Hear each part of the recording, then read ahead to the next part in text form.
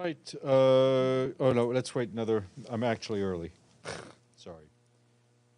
Great.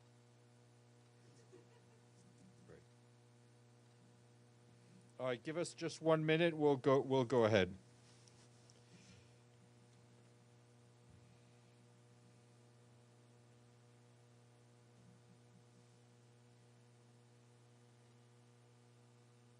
Good afternoon.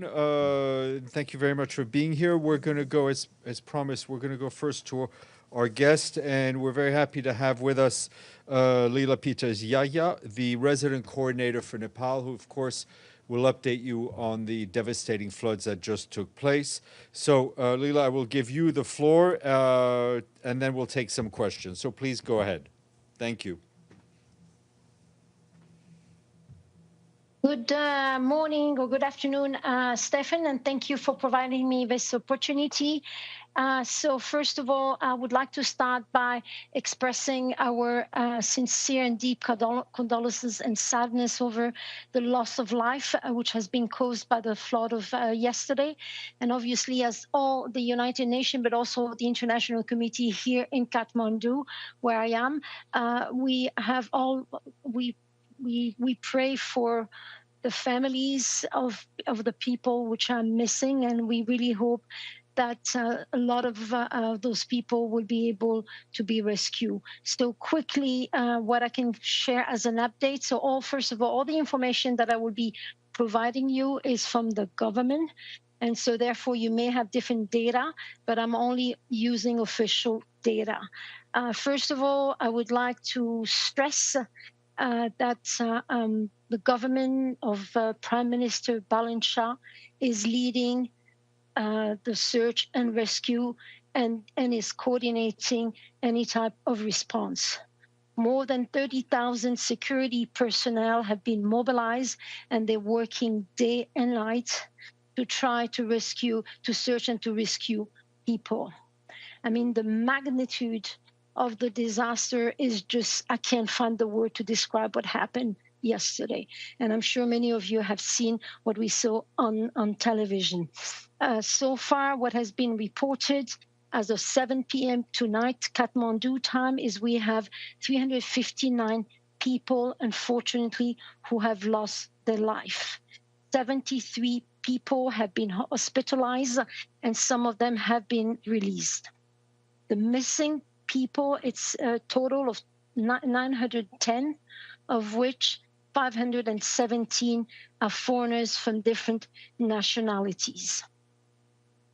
In terms of as I mentioned, the government has mobilized all its apparatus to provide search and rescue, and so far 796 people have been rescued. And as I talk, more and more research is ongoing, and obviously now it's at night, but they will resume tomorrow morning. In terms of infrastructure, we have over 35 bridges which have been destroyed. The roads are destroyed, and so it's extremely, extremely difficult to have access. We have about 40 kilometers of road which are damaged. We have about electricity which has been disrupted, about 10% of in the total area, and in total we have about 10,000 households which are in immediate need. I'm going to stop there because I want to give you the opportunity to ask me a question. I will be going there tomorrow with some of my United Nations colleagues. What I've done so far is I have obviously, and I would like to mention that we have been provided with $2.5 million from the SURF, and I would like to thank very much USG Fletcher for his support, and we're getting a lot of support from OCHA. I have a team from OCHA who is arriving tomorrow morning to support us with coordination. All the UN agency, particularly UNICEF, WFP, UNFPA, and WHO are mobilized and have been conducting assessment and also going into the field. WFP has been able to provide mobilized trucks, provide equipment, generator, but also food. So those are the initial activity undertaken. In addition to the SURF funding that we have received, The Swiss government has generously given us $1 million. More and more funding is becoming available. We heard today when I held an HTC that both Australia and the United Kingdom will be also providing some relief funding to support the government. The government has established a relief fund, and already the World Bank, India, China, and the US have committed to pledge $229 million to support. So I think I'll stop there, and I'm happy to take any question that you may have. Thank you very much. We'll start Noreen, please. Thank you very much, Madam. My name is Noreen Hussein with IPS News. I have two questions I'd like to start with. You've mentioned that over 900 people are missing now. Can you just tell us among those, how many are children? And you've also mentioned that among those missing, over 517 are nationals from foreign countries. Can you tell us the countries that they that are from? Thank you.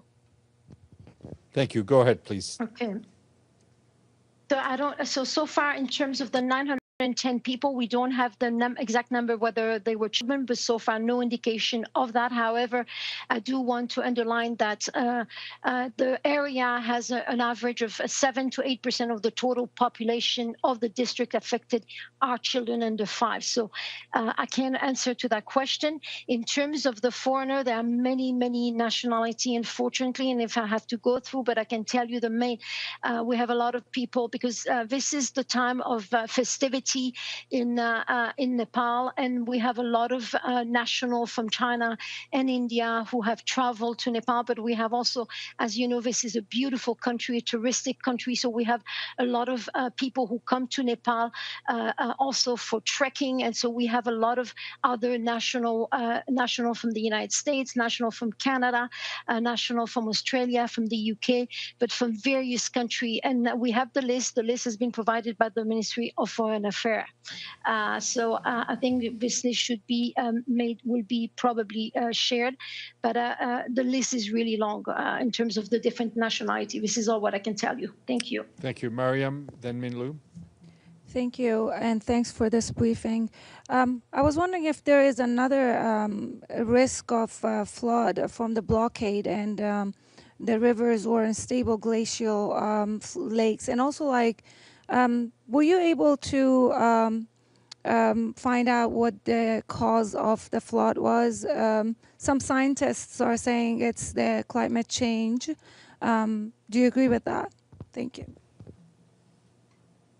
Thank you. Yes, we just the government has just issued a warning this afternoon of potential additional flood risk in the both Koshi River, and so what we have all to exercise is to be very cautious, and they have sent a warning to the population living in that area and requesting all the population to stand away from riverbanks and to go up as much as possible and to find safe places.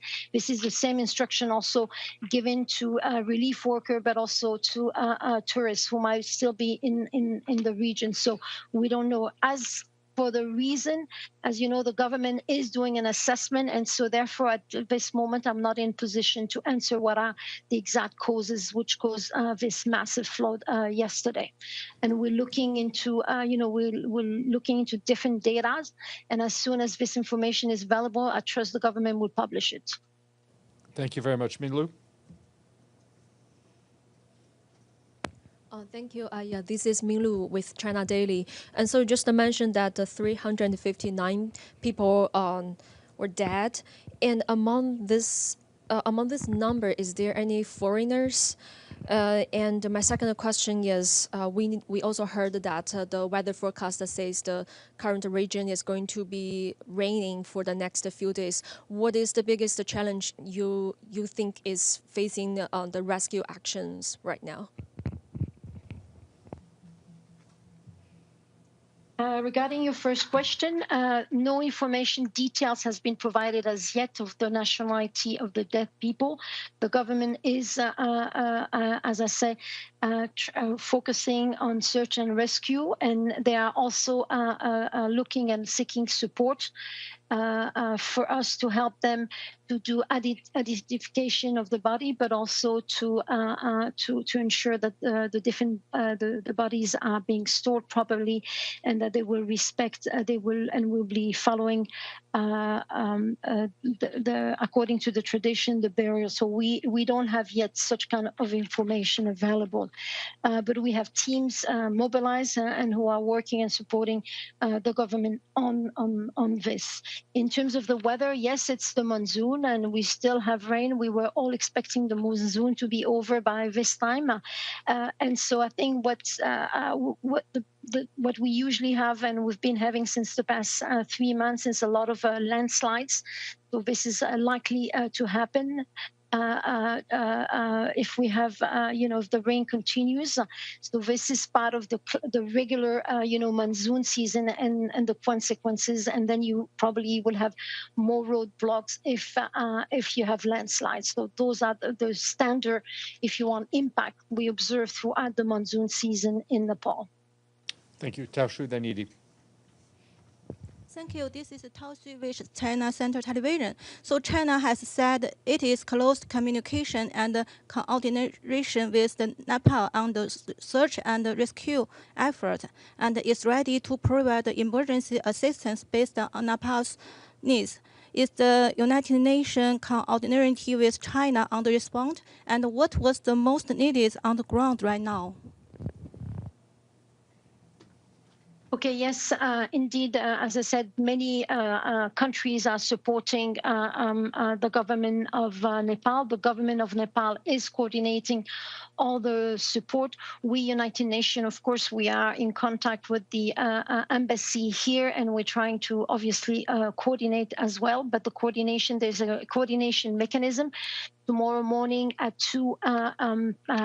noon, there will be what we call the cluster. The cluster have been activated by the government, and both the cluster lead, which is the government, and the co-cluster lead, which are headed by United Nations, will be meeting, and we will be to ensure that we understand what are the exact needs that the government is requiring, and also to make sure that there's no duplication, and also to make sure that the aid which will be coming, and it is coming already, there's been aid coming from outside, will be properly distributed. But as I said, at the moment, the big priority is to search and rescue, to conduct an assessment, and to deliver aid as quickly as possible. But again, one of the some of the municipalities most affected, it's going to be extremely difficult to reach those populations.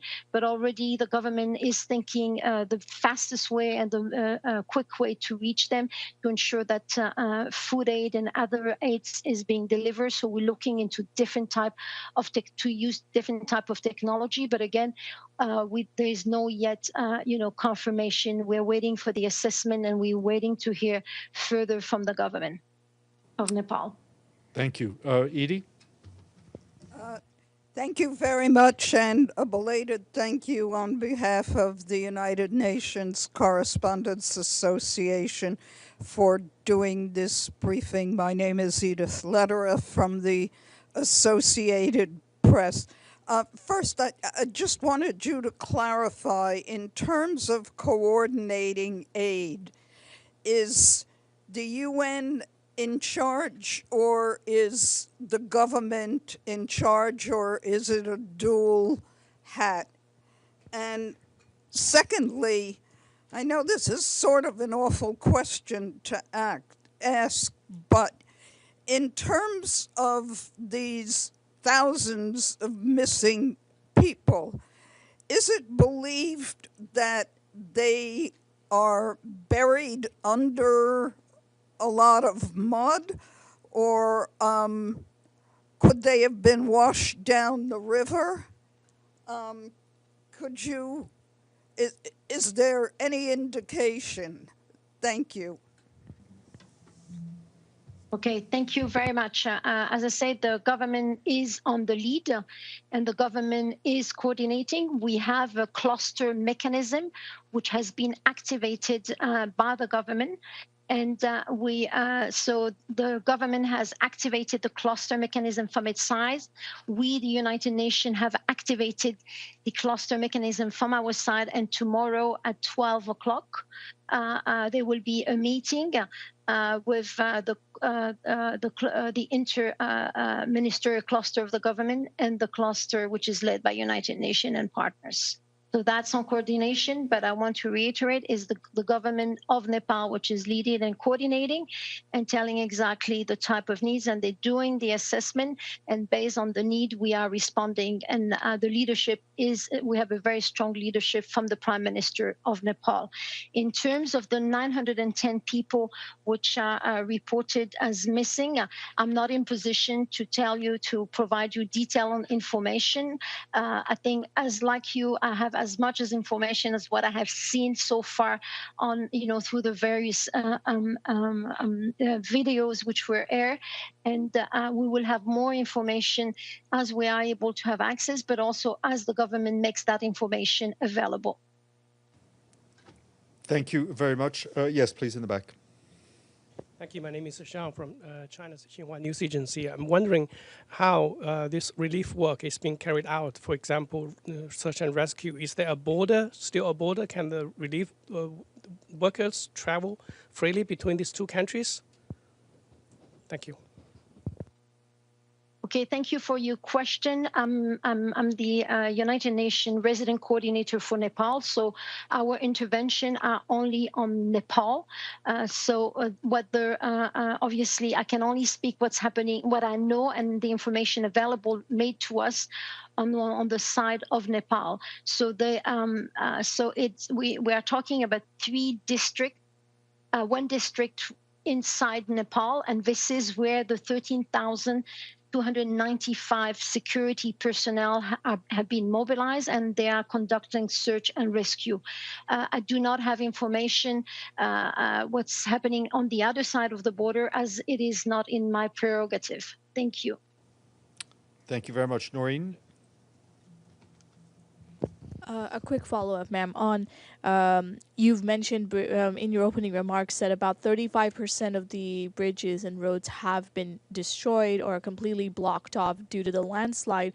I wondered if you could just tell us about what are the routes that the teams on the ground are using to reach the affected communities. Okay, so far, so you have 1 municipality where, it's impossible to reach by road, and all the aid is being delivered by the government by helicopter. So that's one area.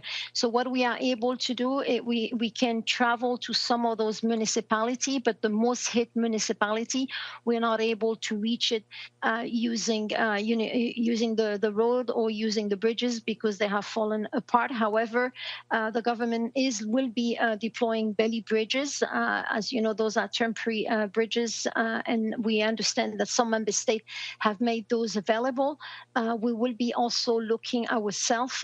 WFP is looking to see whether those bridges could be procured by United Nations should we receive a confirmation that those are still needed. Thank you. Thank you very much. I think we're out of questions.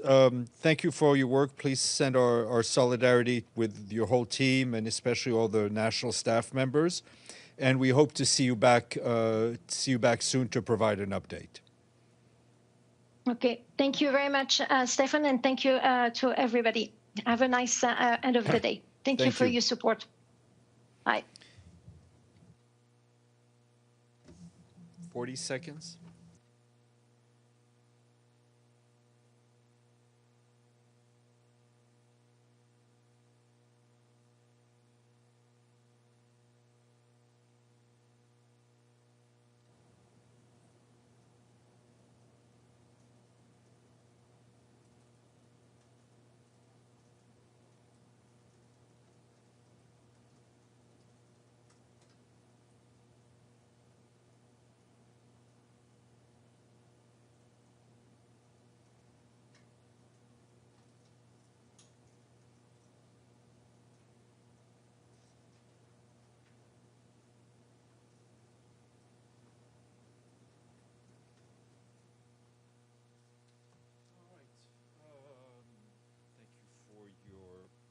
patience. I'm just going to start with a statement following the death of Ratko Mladic.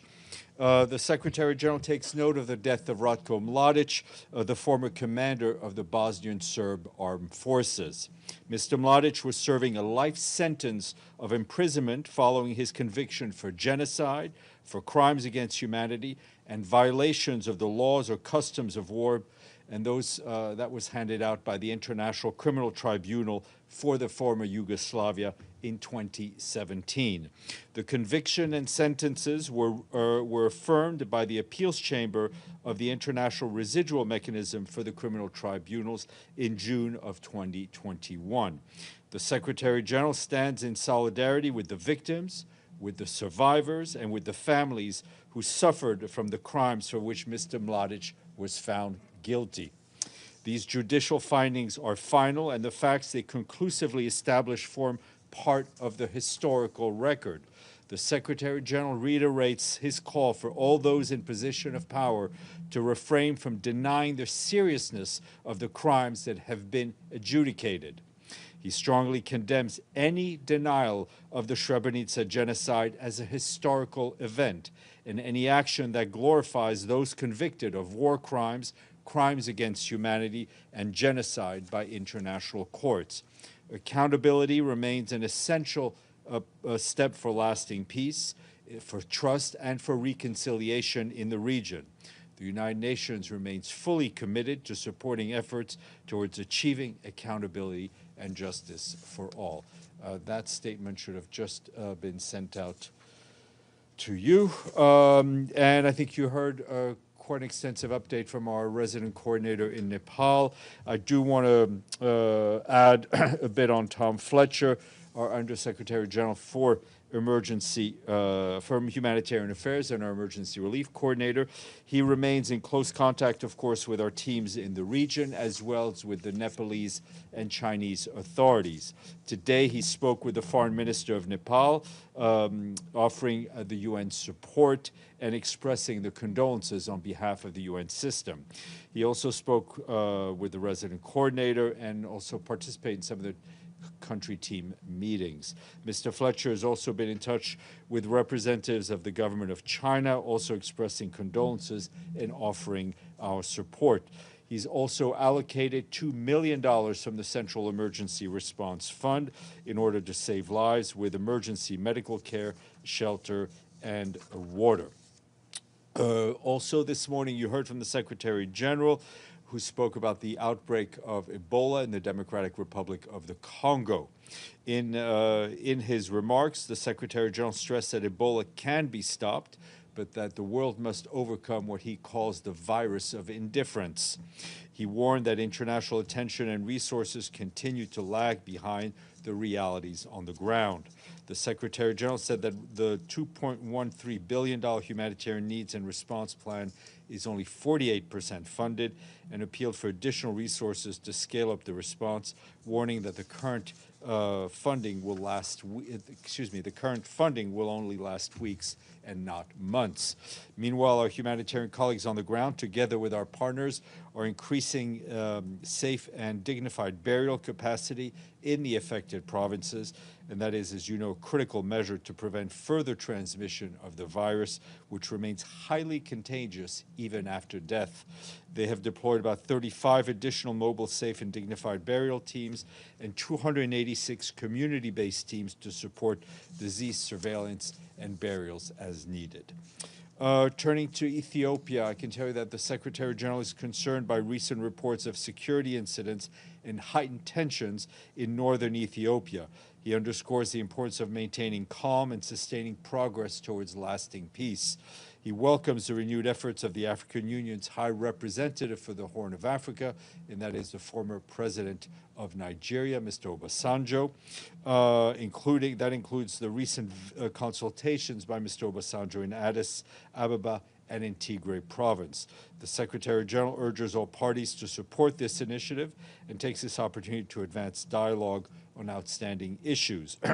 The Secretary General calls on parties to refrain from actions and rhetoric that could heighten tensions, and that urges all to recommit fully to the comprehensive implementation of the permanent cessation of hostilities agreement. And staying in the Horn of Africa and going to Djibouti, our humanitarian colleagues there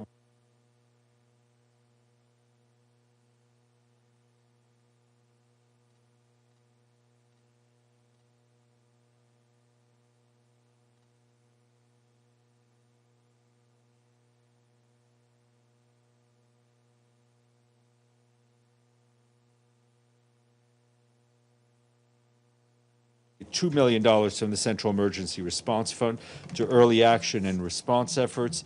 The funding will help humanitarians protect the lives and livelihoods of more than 53,000 of the most vulnerable people, including refugees, before the effects of the drought peak. Moving to Lebanon, our humanitarian and peacekeeping colleagues tell us that hostilities in southern Lebanon are continuing to impact civilians and disrupt daily lives for people. Peacekeepers tell us they continue to observe extensive IDF ground activities throughout the mission's area of operations, including large-scale armored deployments, engineering work, logistical movements, and tactical patrols, as well as force concentration across both the east and the west sectors of UNIFIL's area of operations. And our humanitarian colleagues say that several airstrikes were reported by local authorities to them across Nabatea Governorate today, while daily strikes and demolitions operations continue to damage home and civilian infrastructure. Our peacekeeping colleagues tell us that between Tuesday and Wednesday this week, they detected 75 airspace violations by drones, fighter aircrafts, and helicopters. They also observed 4 airstrikes in the vicinity of Al-Mansouri in Sector West, and airstrikes in Der Mimas municipality in northeast of Kham in Sector East.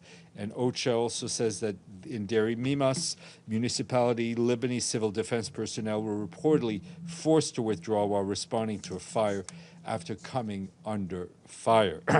Peacekeepers also observed several instances of IDF tanks firing rounds and machine guns burst into both sectors. On Tuesdays, peacekeepers discovered a partially buried rocket southeast of Eit Taib in Sector East that was assessed to be a Katusha-type rocket. On the humanitarian front, UNIFIL, through its liaison branch and in coordination with OCHA, facilitated humanitarian missions in Sector West. Since March 2nd, 900,000 people have received at least one round of emergency cash assistance. At the same time, humanitarians' needs remain immense, yet available funding is insufficient to meet those needs.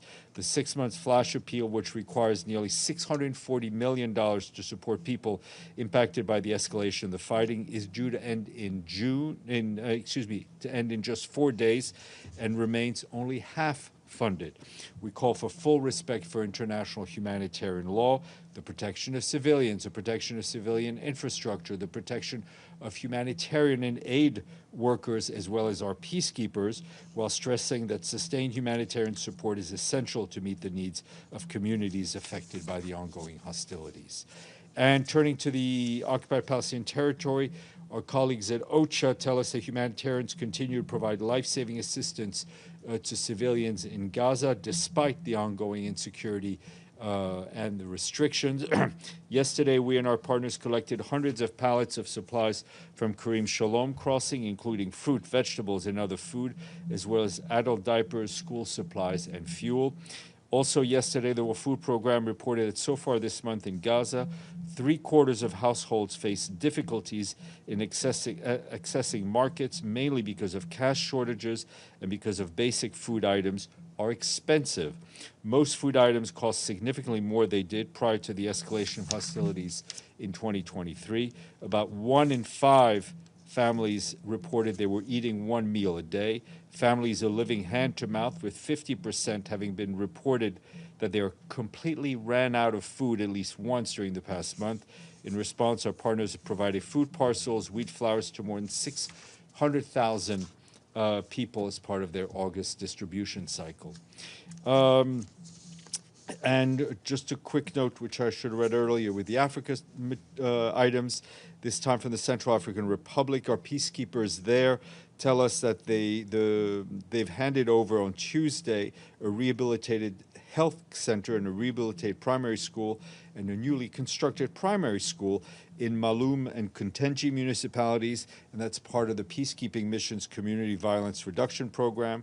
These initiatives aim to strengthen social cohesion, support peace process, and deliver tangible peace and dividends to local communities.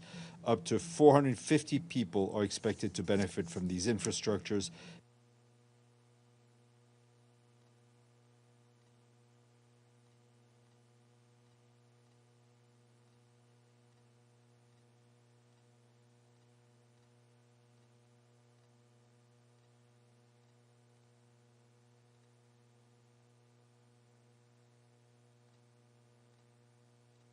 Welcome the progress in Syria's political transition, but equally clear that Syria cannot meet the transition challenges alone and that greater international support is essential. In southern Syria, Mr. Cordone said Israeli military activity has continued, including repeated ground incursions, house searches, destruction of private and agricultural property. He said the continued Israeli presence east of the ceasefire line violates Syria's sovereignty, its territorial integrity, and reiterated that the Golan Heights remain occupied Syrian territory. He also welcomed the importance achieved at the meeting between President al-Shara and Mazloum Abdi, marking the continued step forward on security and administrative integration in Syria. Also briefing the Council was the Acting Assistant Secretary General Deputy Emergency Relief Coordinator, Indrika Ratwate. She said,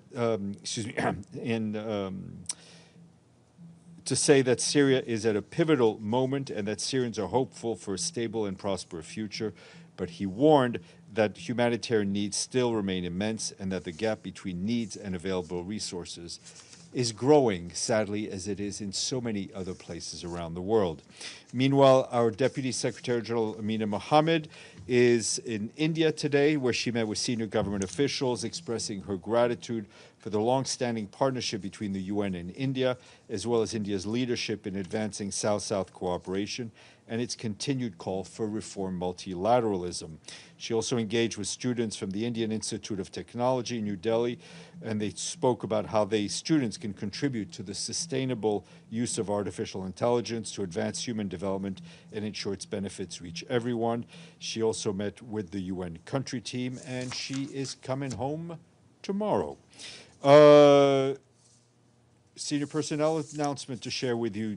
Today, the Secretary General appointed Robert Turner of Canada as the new Deputy Executive Director for Delivery and Partnerships at UNOPS, which is the UN Office for Project Services.